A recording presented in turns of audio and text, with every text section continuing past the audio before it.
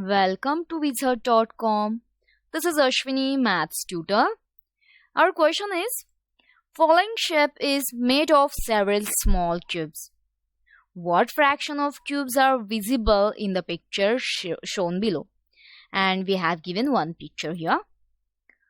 From this picture, we can write the total number of cubes are 3 into 2 into 4, it means 24.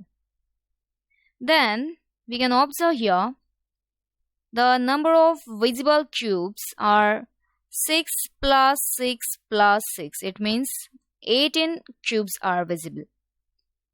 Hence, fraction of cubes visible is given by number of cubes visible, it means 18, divided by total number of cubes, means 24. So our correct option is option A.